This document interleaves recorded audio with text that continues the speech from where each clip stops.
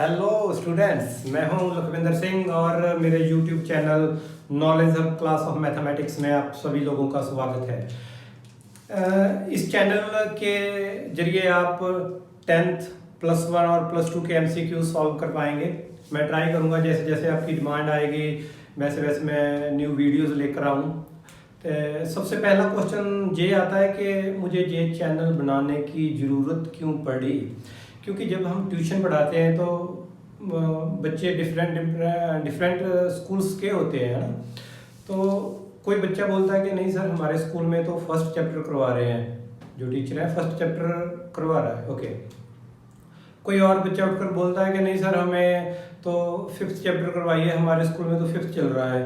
तो यार इस बात की बड़ी ही परेशानी आ जाती है हमें।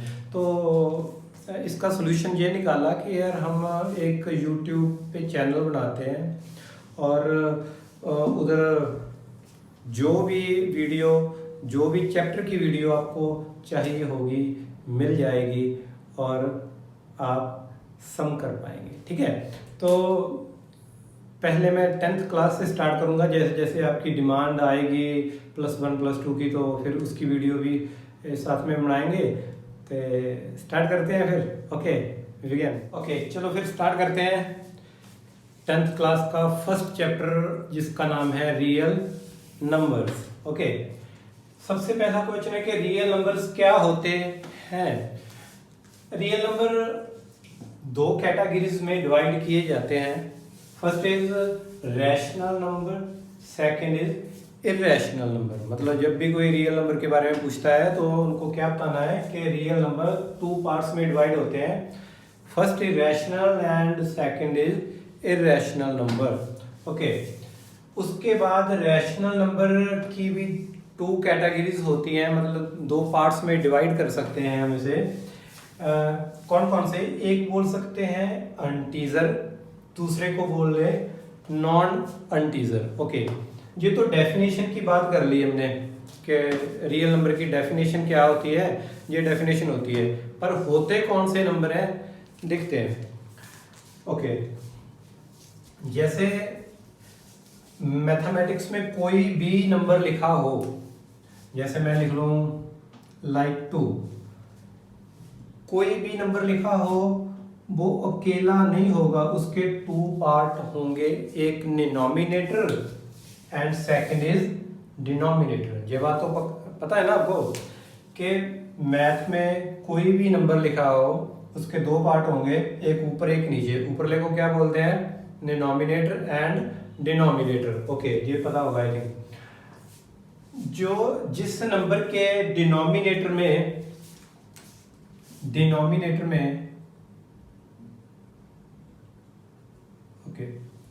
जिस नंबर के डिनोमिनेटर में 1 आ जाता है उन सभी नंबरों को क्या बोलते हैं? अनटीजर।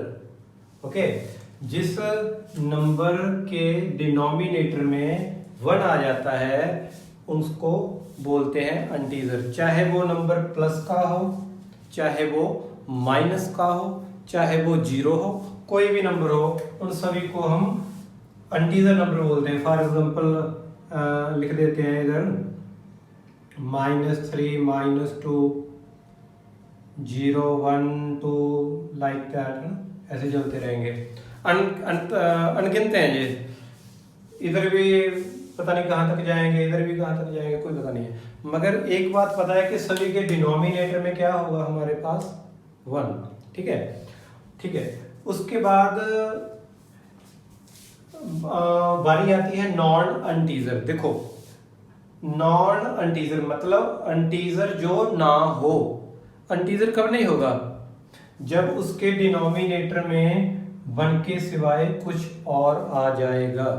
जैसे कि मैं यहां पर लिख लूं 3, ओके, मैं यहां पे लिख लूं 5, मैं यहां पे लिख लूं कोई भी नंबर लिख लूं 9, लाइक दैट, ठीक है। मतलब उसके डिनोमिनेटर में 1 के सिवाय और कोई नंबर आ जाए तो उसे हम बोलते हैं नॉन अनटीजर। और एक बात नोट करने वाली है कि सर अगर जहां पे जीरो आ गया तो क्या करेंगे, आपने तो बोला है कि एक के सिवाय कोई भी नंबर लिख दो, तो हम डिनोमिनेटर में जीरो लिख देते हैं। ओके, तो डिनोमिनेटर में जीरो लिख लिया भाई। अगर जीरो लिख लिया तो ये बन जाएगा अनफिनिटी, अनडिटरमाइंड फॉर्म। ये कभी भी मैथ में बननी नहीं चाहिए होती, इससे बचना है। ये हम आगे जो क्लासेस में जब जाओगे आप तो पढ़ोगे, तो इससे बचना है, ये नहीं बननी चाहिए। तो इसका मतलब जीरो तो आ ही नहीं सकती, ये आ रही है तो रॉन्ग है क्वेश्चन। तो अगर वन आएगा तो इंटीजर है, अगर उसके डिनोमिनेटर में वन के सिवाय कोई और नंबर आ रहा है तो उसे बोलेंगे हम नॉन इंटीजर। ओके, ये तो बात हो गई कि मैं इस साइड पे चल रहा था, उधर नहीं गया भाई। रियल नंबर मैं गया रैशनल नंबर, रैशनल नंबर में इंटीजर और नॉन इंटीजर। ओके, हम पहले इसकी बात कंप्लीट कर लें थोड़ी सी, फिर उस पे जाएंगे। मैं बोलता हूं कि ये दोनों नंबर ही रैशनल की कैटेगरी के अंडर आते हैं। ओके, हम रैशनल नंबर किसको बोलते हैं? जो नंबर P और Q की फॉर्म में होता है, बुक्स में ऐसा लिखा होता है, मतलब कि जो नंबर डिनोमिनेटर भी होता है और डिनोमिनेटर भी होता है, उसको हम रैशनल नंबर बोलते हैं। बहुत बच्चों को जो ये कंफ्यूजन होती है कि इंटीजर पता नहीं रैशनल नंबर की कैटेगरी में कैसे आ जाता है।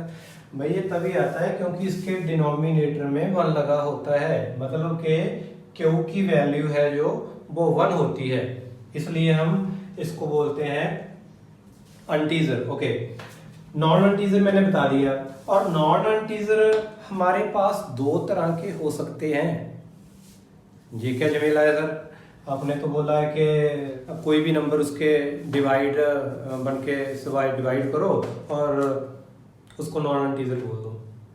हाँ, होता वैसा ही है, मगर ये देखो मैं लिख लेता हूँ 5/2 और एक लिख लेता हूँ 10/3।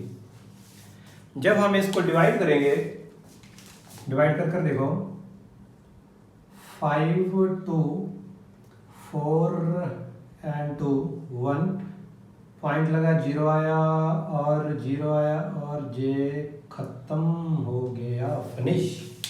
मतलब कि ये वाला जो नंबर था पॉइंट लगने के बाद में खत्म हो गया।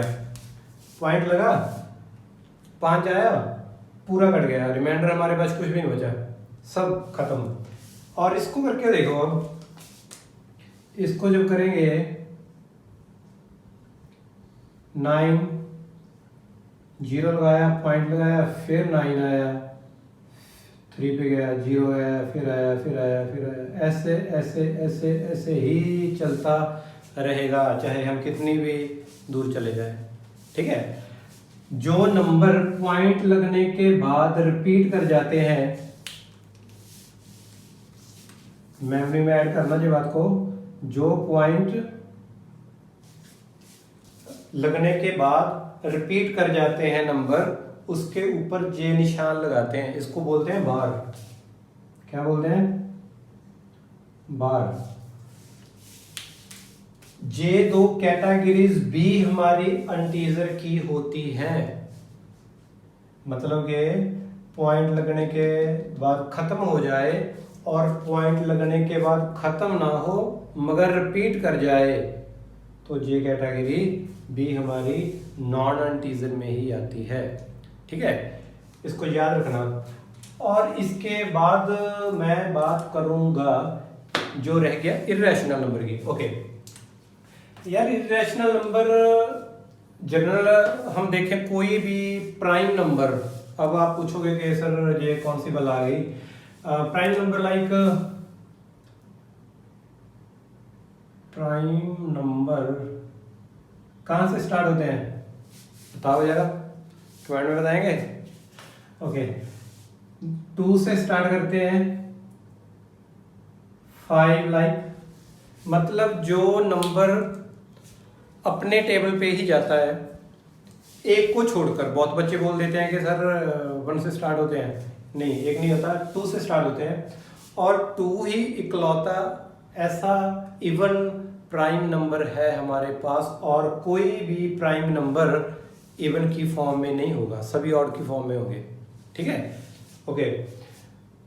ओके, मैं जिस टॉपिक के ऊपर आ रहा था, इरेशनल नंबर, कोई भी प्राइम नंबर की वैल्यू अंडर रूट के बीच दी हो, लाइक √2, √3, √5, या कोई भी लॉग की वैल्यू log 2, लाइक और क्या, हाँ पाई की वैल्यू बोल सकते हैं। ये सभी वैल्यूज को इरेशनल नंबर बोलते हैं। क्यों बोलते हैं, कोई रट्टा थोड़ी ना है। जब हम इसको डिवाइड करेंगे, करके देखेंगे, तो हमें क्या मिलेगा कि ये ऐसे नंबर हैं जो पॉइंट लगने के बाद खत्म नहीं होते और रिपीट भी नहीं करते, जैसे ही चलते रहते हैं कंटिन्यू।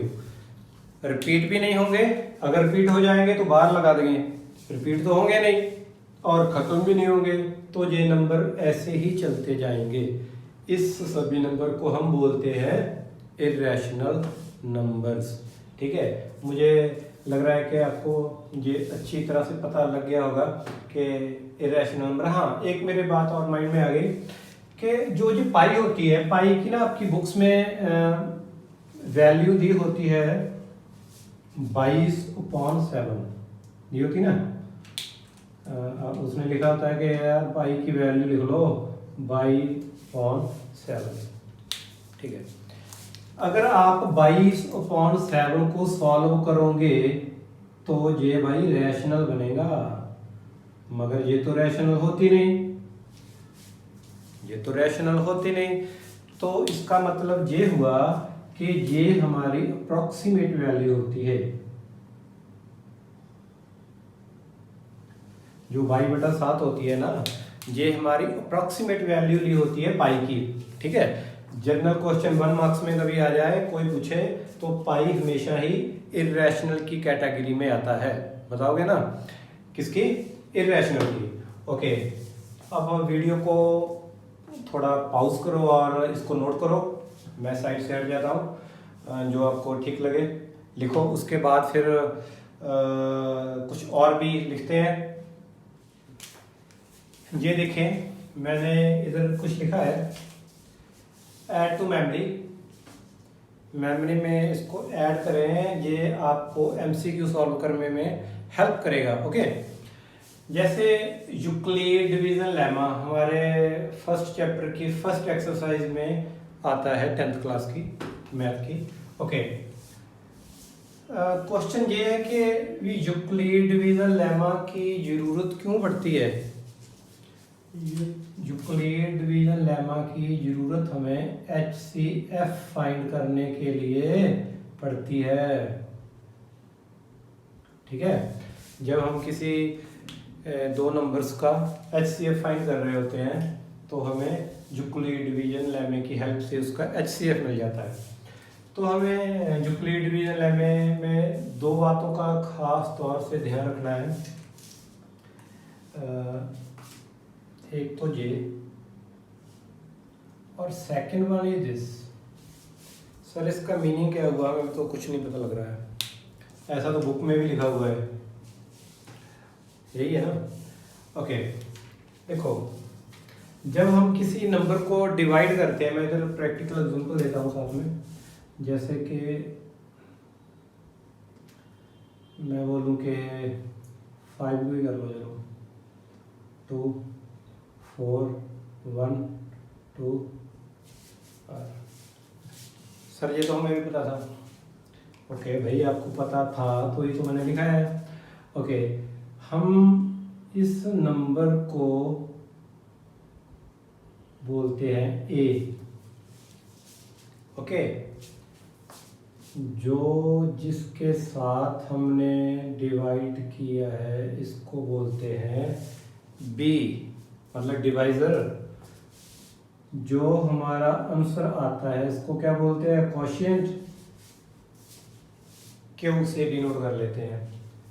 जो हमारा पीछे रह जाता है, जहाँ बाकी बच जाता है, उसे बोलते हैं रिमाइंडर, उसे आर से डिनोट कर लेते हैं। ठीक है, तो ये कहानी है इसकी, ऐसे ये लिखा जाता है। डिवाइड तो आपको पहले से ही आती है, उसको बस ऐसे लिख दिया, इसको नाम दे दिया यूक्लिड डिवीजन लेमा। और ख़ास बात इसकी ये है कि जो रिमाइंडर होता है हमारे पास, ये कभी भी b से बड़ा नहीं होना चाहिए, ये खास तौर से ध्यान रखना है। b कौन, ये मतलब कि जो b की वैल्यू है, r की वैल्यू b से छोटी रहेगी, मतलब कभी भी उसकी बराबरी नहीं कर सकती, उसके बराबर नहीं जा सकती।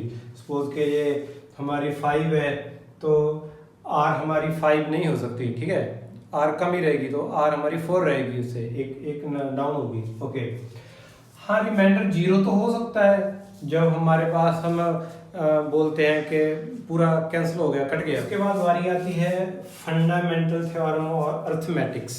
ठीक है, क्या मीनिंग है कि every composite number can be expressed as a product of primes and the factorization is unique. Sir हमें तो कुछ भी पल्ले नहीं पड़ा, समझ में नहीं आ रहा है कि ये क्या लिखा है, क्या मीनिंग क्या बना इसका। ओके, समझाते हैं भाई, इसलिए तो ये चैनल बनाया है।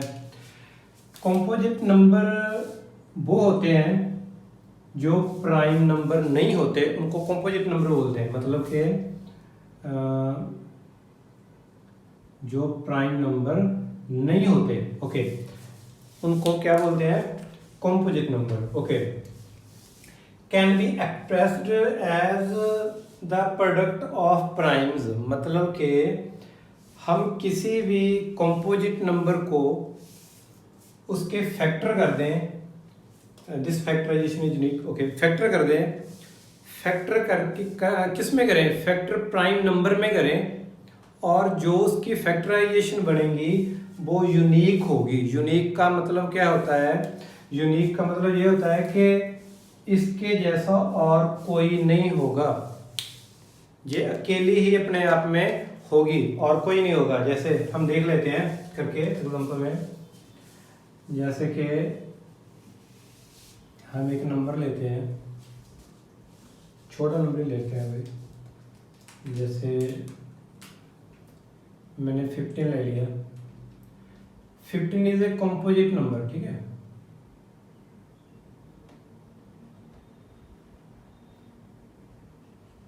Composite number. भाई कंपोजिट तो अपने आप में है ही ना, क्योंकि ये तो और टेबल में भी जाता है, 3 में भी आता है, 5 में भी आता है, ठीक है, कंपोजिट तो है। तो इसकी फैक्टराइजेशन करेंगे, फैक्टराइजेशन 3, 5, 3, 5 कर सकते हैं। 3 को 5 से मल्टीप्लाई करेंगे तो हमारा 15 बन जाएगा। ओके, मगर कोई और बच्चा बैठा है क्लास में, उसने इसकी फैक्टराइजेशन बना दी कि नहीं सर मैंने तो ये बनाई है,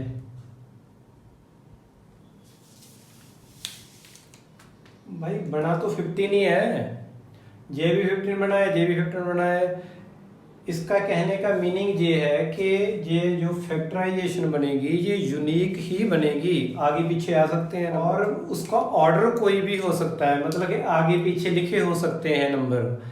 कोई किसी ने 5 आगे लिख लिया, किसी ने पीछे लिख लिया, किसी ने 3 आगे लिख लिया, किसी ने 3 पीछे लिख लिया। ये तो मैंने छोटी एग्जांपल दी है, इससे कोई और नंबर ले लो जिसमें ये प्राइम फैक्टराइजेशन ज़्यादा बड़ी होगी, ज़्यादा नंबर आ जाएंगे।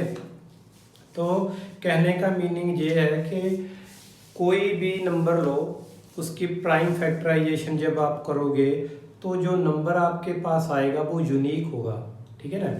जो आपके फैक्टराइजेशन बनेगी वो यूनिक फैक्टराइजेशन बनेगी, और उसके जैसी कोई भी फैक्टराइजेशन नहीं बन सकती, टोटे नहीं बन सकते, ठीक है।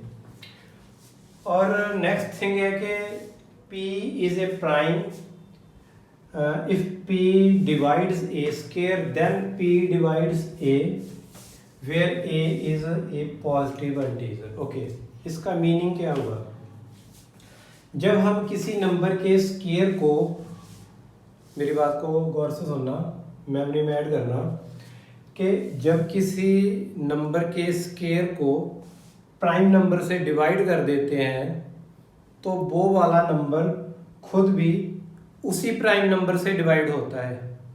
नहीं यकीन आता देखो, जैसे वही हमने कौन सा ले 4 ले लें, ओके 16 लिख लिया। मैं कहता हूँ कि भी ये डिवाइड हो जाएगा 2 से। मैंने बोला है कि a का स्क्वायर लेना है, तो 16 को मैं क्या लिख सकता हूँ 4 का स्क्वायर। ये डिवाइड हो जाएगा मेरे 2 से, हो जाएगा कि नहीं, क्योंकि ये बनेगा जी 16 और 2 और ये 8 आ गया। मैंने नंबर कौन सा लिया है, नंबर मैंने लिया है 4, इसका स्क्वायर किया है।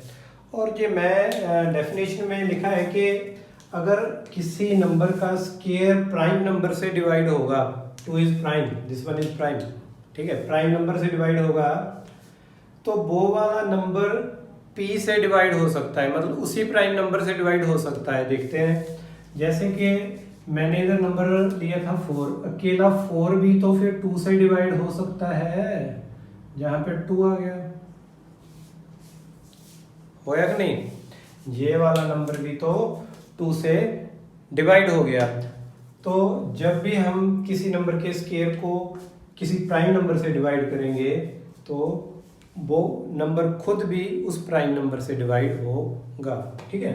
नेक्स्ट है हमारा कि सम और difference of rational and irrational number is a irrational number. Okay, जो इरैशनल नंबर होता है उसके साथ जब हम किसी रैशनल नंबर का सम करते हैं या डिफरेंस करते हैं तो जो कंक्लूजन निकल कर आता है वो इरैशनल नंबर ही आता है, ठीक है ना। समझ लो कि लाइक मैं एक एग्जांपल देता हूँ, जैसे कि रैशनल नंबर कोई भी ले लो, जैसे 3 ले लिया, प्लस कर दो उसमें 2, 3 is rational number and this one is irrational number. इसका जो कंक्लूजन निकल कर आएगा ये सारा, इसको हम क्या बोलेंगे कि जो ये नंबर बनेगा ये इरैशनल नंबर बनेगा, ठीक है। चाहे हम ये प्लस की जगह पर माइनस करें, चाहे प्रोडक्ट भी कर दें, मैं तो बोलता हूँ चाहे प्रोडक्ट कर दो तब भी ये क्या रहेगा, इरैशनल ही रहेगा, इसको ध्यान में रखना। और लास्ट में हमारा ये है कि for any 2 positive integers a and b, HCF a and b multiply LCM of a and b is equal to a multiply b। इसका मीनिंग क्या हुआ कि अगर हमारे पास 2 नंबर हैं, कोई भी 2 नंबर ले लो, हम उन नंबर का एक HCF निकालेंगे, एक LCM निकालेंगे और दोनों को प्रोडक्ट कर देंगे साथ में दो, जो आंसर इक्वल आएगा दोनों नंबर को मल्टीप्लाई करेंगे। जब 2 नंबर को मल्टीप्लाई करेंगे वो इसके इक्वल आ जाएगा, समझ रहे हो ना, कि एक बार तो वो दोनों नंबर का HCF निकाल लिया, एक बार दोनों नंबर का LCM निकाल लिया, फिर उनका प्रोडक्ट कर दिया, आंसर आएगा एक। जो आंसर आएगा वो हमारा इक्वल आएगा जब हम इन दोनों की मल्टीप्लाई करेंगे, A और B की, ठीक है। सब में हम करेंगे। और ये लिखा क्यों है, ये लिखा है कि कभी कभार हमें क्वेश्चन में ये लिखा होता है कि फाइंड HCF, उन्होंने गिवन दिया होता है, 2 नंबर दिए होते हैं और LCM भी दिया होता है। अगर हमें HCF की ज़रूरत है तो LCM को इसके डिनोमिनेटर में ले जाएंगे, ठीक है। इसके ऑपोजिट भी हो सकता है कि अगर हमें LCM फाइंड करना हो, HCF दिया हो तो HCF को इसके डिनोमिनेटर में ले जाएंगे, समझ रहे हो ना।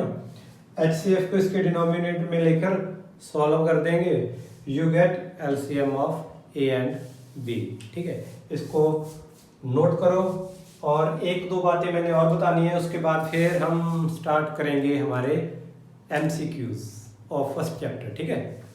नोट करो इसे। Last one thing is terminating, non-terminating, non-terminating and non-repeating. What is the meaning of this? ਜਦੋਂ सॉरी पंजाबी बंदा हूँ भाई, पंजाबी आ जाती है बाहर से। रैशनल नंबर को जब हम फाइंड करते हैं तो टर्मिनेटिंग भी हो सकते हैं और नॉन टर्मिनेटिंग भी हो सकते हैं। टर्मिनेटिंग और नॉन टर्मिनेटिंग का मीनिंग वो ही है जो हमने पहले डेफिनेशन में किया था। जैसे हमने बोला था कि अगर हम 5 को 2 से डिवाइड करें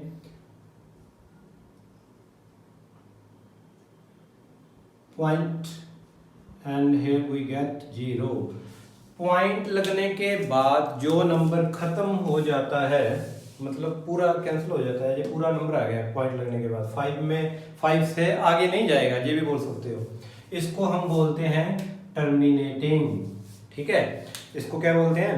टर्मिनेटिंग। जो हमारे पास पॉइंट लगने के बाद चालू रहता है, जैसे ये एग्जांपल दी थी हमने डेफिनेशन में पहले भी।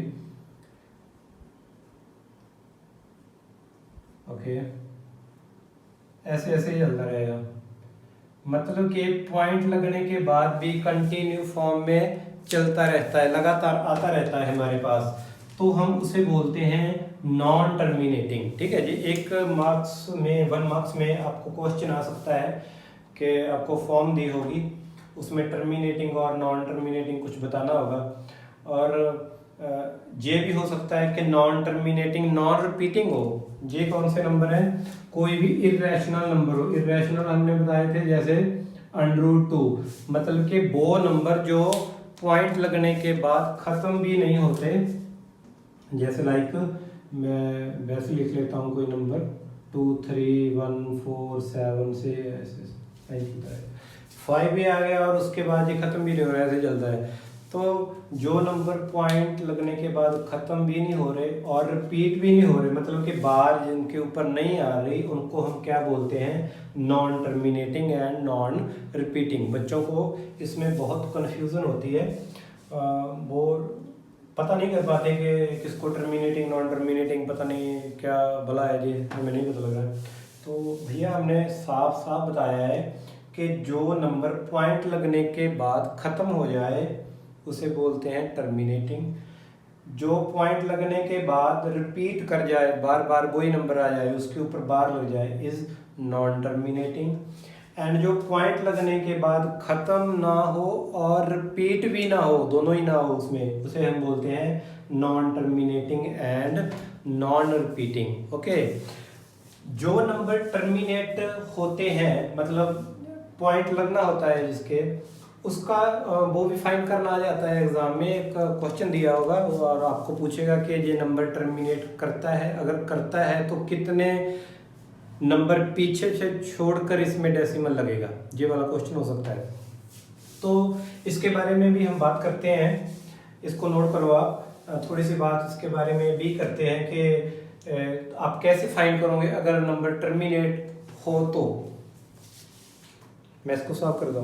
ओके, होपफुली आपने नोट कर लिया होगा कि टर्मिनेटिंग के बारे में ये बात है कि कोई नंबर हमें पी क्यू की फॉर्म में लिखा होगा, क्योंकि रैशनल है तो पी क्यू की फॉर्म में तो हो गई, और जो क्यू है मतलब कि जो डिनोमिनेटर में नंबर लिखा होगा हमारे पास, उसके हम मतलब कि इसको मैं ऐसे लगा रहा हूँ तीर, ये जो क्यू है, क्यू हमारा 2 की फॉर्म, इधर मैं कोई ऐसे डब्बी छोड़ रहा हूँ फिलहाल, जहाँ 5 इधर भी डब्बी छोड़ रहा हूँ, और 2 × 5 मेमोरी में ऐड करो ये 3 बातों को।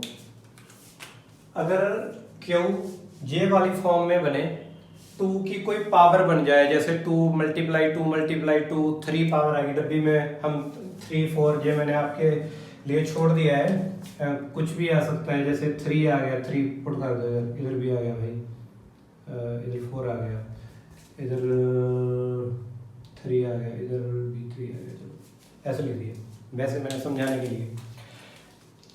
जिस नंबर के डिनोमिनेटर में 2 की कोई पावर बन जाए, जहां कॉमा लगाया है मैंने, 5 की कोई पावर बन जाए, और जहां 2 और 5 की कोई पावर बन जाए, उसको हम क्या बोलते हैं, टर्मिनेटिंग। याद करो इसको, ऐड करो मेमोरी में, क्या कि अगर किसी नंबर में ये तीनों में से कोई एक बन जाए, चाहे 2 चाहे 5 चाहे 2 × 5 दोनों बन जाए, तो उसको हम क्या बोलेंगे, टर्मिनेटिंग। बिकॉज क्योंकि हमारे पास एक, मैं एग्जांपल देकर समझाता हूँ आपको।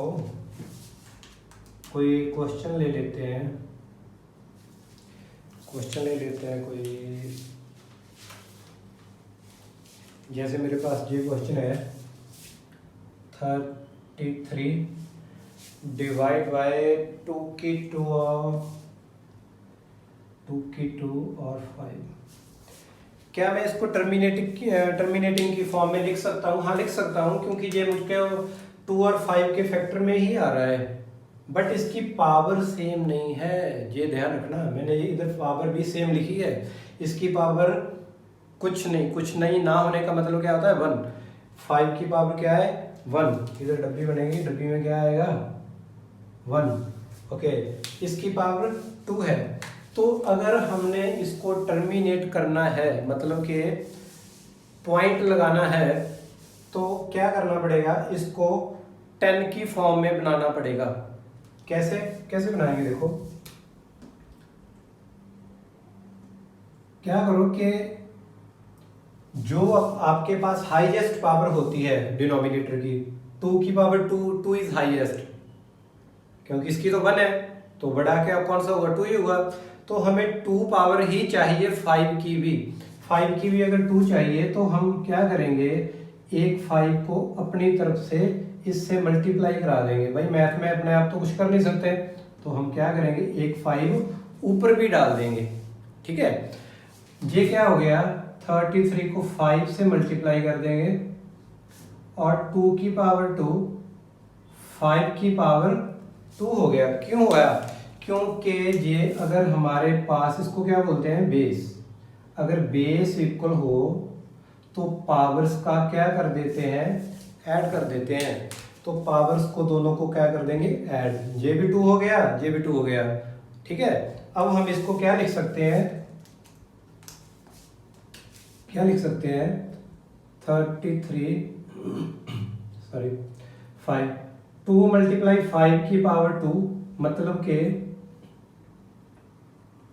इसकी पावर 10 की पावर 2, मतलब कि डिनोमिनेटर में हमारे पास क्या आ जाएगा, जब 10 को 2 बार मल्टीप्लाई करेंगे, 100। जहां पे कोई भी नंबर आएगा, वो नंबर के हम पीछे से 2 डिजिट छोड़कर क्या लगा देंगे, पॉइंट लगा देंगे, और वो नंबर क्या बन जाएगा, हमारा टर्मिनेटिंग। ठीक है, ये ध्यान में रखना, इसको भूलना मत। ये क्वेश्चन पेपर में ऐसा आएगा, मुझे लग रहा है कि वो पूछेगा कि एक नंबर दे देगा, वो नंबर टर्मिनेट करता है, अगर करता है तो पीछे से कितने डिजिट छोड़ने पड़ेंगे, मतलब डेसिमल कितने पेज छोड़कर लगेगा, वैसा नंबर आएगा। मैं एमसीक्यू में भी करवाऊंगा, वैसा कोई क्वेश्चन देखूंगा, ढूंढ कर लाऊंगा, तो इसे नोट कीजिए प्लीज। और उसके बाद फिर हम चलते हैं हमारे सीधे एमसीक्यूज पर।